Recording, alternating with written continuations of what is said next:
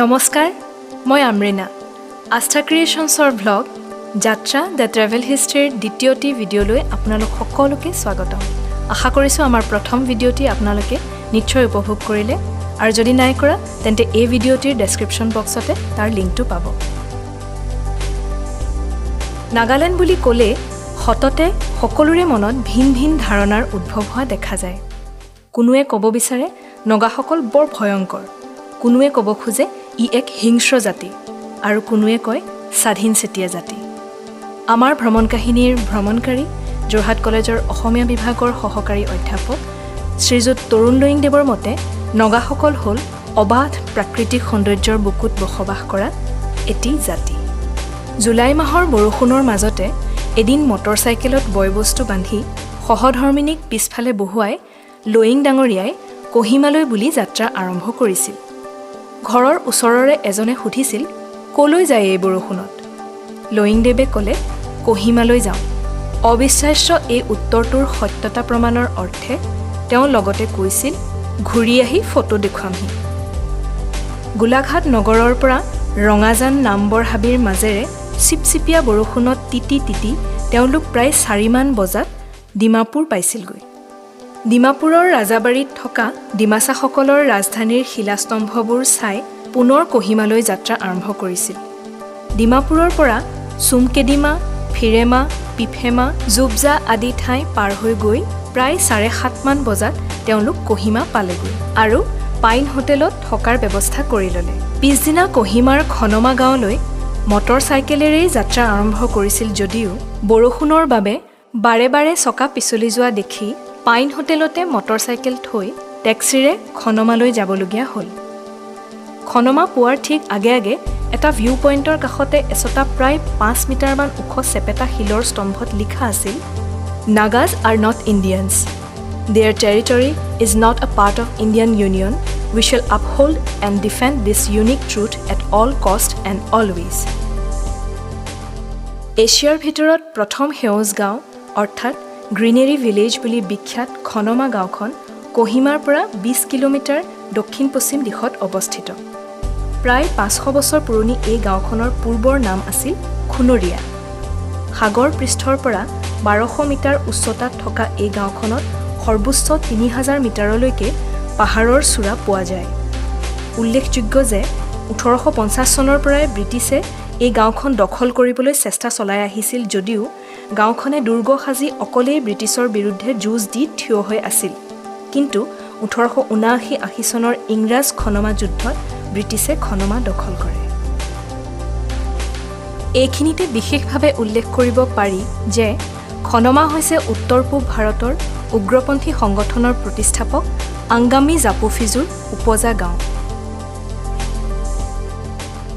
পৰ্যটকসকলে খনমাক বৈ থকা ডাৱৰৰ ঠাই দ্য লেণ্ড অফ ড্ৰিফটিং ক্লাউডছ প্ৰকৃতিৰ বিশ্ববিদ্যালয় দ্য ইউনিভাৰ্চিটি অৱ নেচাৰ লাছকুৰীয়া গাঁও দ্য শ্বাই ভিলেজ শিলৰ গাঁও দ্য ষ্টোন ভিলেজ আদি বিভিন্ন নামেৰে নামকৰণ কৰাও দেখা যায় গাঁওখনত থকা পৰম্পৰাগত দুৱাৰ আৰু থিয় হৈ থকা প্ৰাক ঐতিহাসিক যুগৰ শিলে পৰ্যটকসকলক আদৰণি জনায় খনমাৰ চৌদিশে গোলাকাৰ আকৃতিৰ কেইবাখনো বহল পকাৰ ছাদ আছে সেই ছাদবোৰৰ পৰা গাঁওখনৰ হেলনীয়া খেতিপথাৰৰ লগতে খৰস্ৰোতা নদী চৌদিশে ডাৱৰৰ লুকাভাকু খেলা চৌপাশৰ পাহাৰৰ সৌন্দৰ্য আদি মনোমোহা দৃশ্য উপভোগ কৰিব পাৰি হেলনীয়া খেতিৰ নন্দনতাত্ত্বিক ৰূপৰ মহিমা স্বচক্ষে নেদেখাজনৰ আগত বৰ্ণনা কৰাটো বৰ টান খনমাৰ দুৰ্গটোৰ নাম হ'ল চেমমা উক্ত দুৰ্গটোৰ নিৰ্মাণ সম্পৰ্কে হোমেন বৰগোহাঞিদেৱে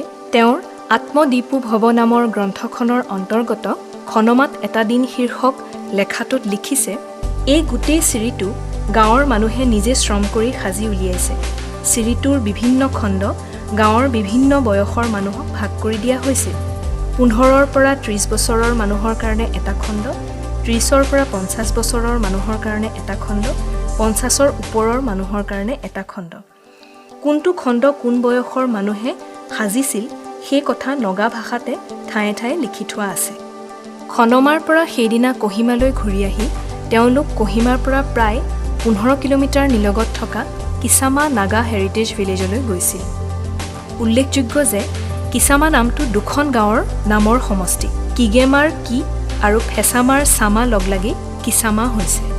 এই মডেল ভিলেজখনতে প্ৰতি বছৰে 1 ডিচেম্বৰৰ পৰা 7 ডিচেম্বৰলৈকে বিখ্যাত হৰ্ণবিল ফেষ্টিভেল উদযাপন কৰা হয়। এইখিনিতে লয়িংদেৱ হৰ্ণবিল ফেষ্টিভেলৰ সময়ত কিছামা গাঁৱলৈ যোৱাৰ অভিজ্ঞতা সন্নিৱিষ্ট কৰিব খুজিছোঁ।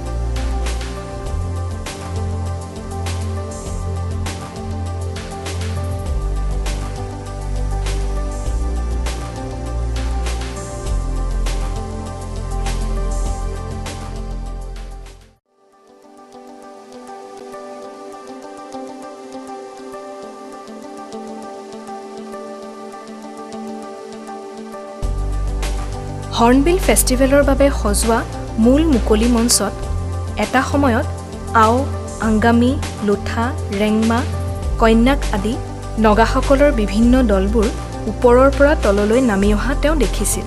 মূল মঞ্চৰ পৰা ঘোষকে সকলোবোৰ দলকে পৰিচয় কৰাই দিছিল। সেই সময়তে লয়িংদেৱৰ সুধাকণ্ঠ ডক্টৰ ভূপেন হাজৰিকাদেৱৰ তিৰাপ সীমান্ত শীৰ্ষক গীতটিৰ এটা শাৰী মনলৈ আহিছিল। সৌৱা দেখোঁ দলে দলে নামিছে। তিৰাপ যদিওবা নাগালেণ্ডৰ ভৌগোলিক সীমাৰ জিলা নহয়, তথাপি অৰুণাচল প্ৰদেশৰ নক্টে, ৱাংচু, টাংচা আদি জনগোষ্ঠীয়ে নিজকে নগা বুলিহে পৰিচয় দিয়া দেখা যায়। সেয়ে হয়তো তিৰাপ যেন নাগালেণ্ডৰে এটা অংশ তেনে এক ধাৰণা লয়িংদেৱৰ মনলৈ সেই সময়ত ক'ব নোৱাৰাকৈয়ে আহিছিল। হেৰিটেজ ভিলেজৰ লগতে দ্বিতীয় বিশ্বযুদ্ধৰ এটা সংগ্ৰহালয় দেখা যায়। আগেয়ে লয়িং ডাঙৰীয়া কেইবাবাৰো কিছামা গাঁৱলৈ আহিছিল যদিও কোনোদিনে সংগ্ৰহালয়টো খোলা দেখা নাছিল। এইবাৰ খোলা পাই সোমাই দেখিলে যে তাত দ্বিতীয় বিশ্বযুদ্ধত ব্যৱহাৰ হোৱা বন্দুক বাৰুদ, জাপানী মৰ্টাৰ, বোমা আদিকে আৰম্ভ কৰি সৈনিকসকলৰ সাজ পোছাকো সুন্দৰভাৱে সংৰক্ষিত হৈ আছে। দ্বিতীয় বিশ্বযুদ্ধৰ সময়ত সুভাষ চন্দ্ৰ বসুৰ নেতৃত্বত গঠন হোৱা ইণ্ডিয়ান নেশ্যনেল আৰ্মীৰ কাৰ্যকলাপবোৰ ফটো সম্বলিত ৰূপত সুন্দৰকৈ সংৰক্ষণ কৰা আছিল। কিছামাৰ পৰা ঘূৰি অহাৰ বাটত তেওঁলোকে দ্বিতীয় বিশ্বযুদ্ধত জাপানে ব্যৱহাৰ কৰা লি টেংকখন চাই আহে। পিছদিনা তেওঁলোকে প্ৰথমে কহিমাৰ মাজমজিয়াত থকা দ্বিতীয় বিশ্বযুদ্ধৰ সমাধি দৰ্শন কৰে। গ্ৰিয়াৰছন পাহাৰৰ ওপৰত থকা দ্বিতীয় বিশ্বযুদ্ধৰ সময়ৰ সৈনিকৰ সমাধিস্থল ৱাৰ চিমেট্ৰিৰ সৌন্দৰ্যই সুকীয়া।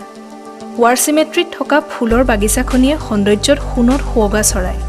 2014 চনত NSS কেম্পত অংশগ্ৰহণ কৰোঁতে ডৰথী চাচিয়াই ৱাৰ চিমেট্ৰি সম্পৰ্কে অনেক তথ্যপূৰ্ণ বক্তব্য দাঙি ধৰিছিল। ডৰথীৰ মতে গ্ৰিয়াৰছন পাহাৰত ব্ৰিটিছ আৰু জাপানী সৈন্যৰ মাজত হোৱা ৰণখনেই সবাতোকৈ কঠিনতম আৰু ভয়ংকৰ যুদ্ধ আছিল। সেই সময়তে জাপানী সৈন্যই বোমা পেলাই লি টেংকেৰে গ্ৰিয়াৰছন পাহাৰৰ ওপৰত থকা টেনিছ কৰ্টখন ভাঙি পেলাইছিল। ৱাৰ চিমেট্ৰিত এজোপা ঐতিহাসিক ডাঙৰ গছ আছিল। সেই গছজোপাৰ আঁৰত লুকাই এজন নগা মানুহে 200তকৈও অধিক জাপানী সৈন্যক গুলীয়াই নিহত কৰিছিল। ৱাৰ চিমেট্ৰিত থকা গছজোপা এতিয়া নাই যদিও গছজোপাৰ চিনস্বৰূপে সৰু গছ এজোপা বেৰা দি ৰখা হৈছে। নগাসকলৰ সমৰ্থন নোপোৱা হ'লে সেই সময়ত ব্ৰিটিছসকলে জাপানীসকলক যুদ্ধত পৰাস্ত কৰাটো সম্ভৱ নহ'লহেঁতেন বুলি ডৰথী চাচিয়াই বুজাই দিছিল।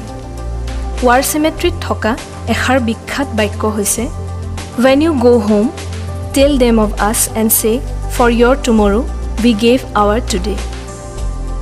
তাৰ পিছত তেওঁলোকে দৰ্শন কৰে কহিমাৰ কেথেড্ৰেল গীৰ্জাটি।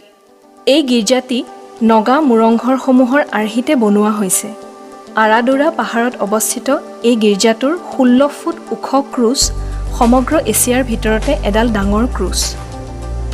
কেথেড্ৰেল দৰ্শনৰ পিছত তেওঁলোক ৰাজ্যিক সংগ্ৰহালয় চাবলৈ যায়।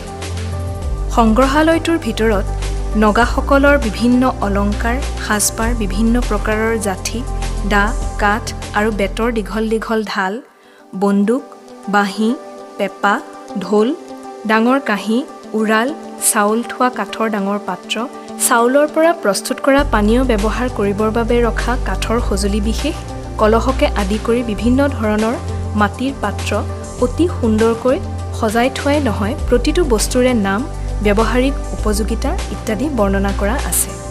সংগ্ৰহালয়টোৰ অন্যতম আকৰ্ষণ আছিল কাছৰ বাকচৰ ভিতৰত সংৰক্ষণ কৰি ৰখা মূৰ চিকাৰ কৰা মানুহৰ লাওখোলাবোৰ। নগাসকলে এটা সময়ত মূৰ চিকাৰ কৰা প্ৰথাটোক গৌৰৱ আৰু সাহসৰ প্ৰতীক হিচাপে গণ্য কৰাৰ উপৰি মৃত্যুৰ পিছতো মূৰ চিকাৰ কৰা মানুহজনে বিশিষ্ট আসন লাভ কৰে বুলি বিশ্বাস কৰিছিল। সেই সম্পৰ্কে সংগ্ৰহালয়টোত থকা লাওখোলাকেইটাৰ তলত লিখা আছে, head hunting was universally practised by Nagas. The taking of head in war earned the warrior an exalted status of fame, honor and glory not only in this world but an honorable place in life after death. The skulls in view are real trophies taken during head hunting raids. সংগ্ৰহালয় দৰ্শনৰ পিছতে পুনৰ বৰষুণৰ মাজেৰে মটৰচাইকেলত সহধৰ্মিনীৰ সৈতে লয়িং ডাঙৰীয়াই যোৰহাটলৈ বুলি উভতনি যাত্ৰা আৰম্ভ কৰিলে। যাত্ৰা দ্য ট্ৰেভেল হিষ্ট্ৰী শীৰ্ষক আমাৰ এই ভ্লগটিৰ দ্বিতীয়টি ভিডিঅ' ইমানতে সামৰিছোঁ। অহা দেওবাৰে আপোনালোকলৈ যাত্ৰাৰ তৃতীয়টি ভিডিঅ' আগবঢ়াম, য'ত থাকিব নাগালেণ্ডৰ আন কেইখনমান আকৰ্ষণীয় পৰ্যটনৰ ঠাই টফেমা, মোককচাং আৰু টুৱেনচাঙৰ সবিশেষ।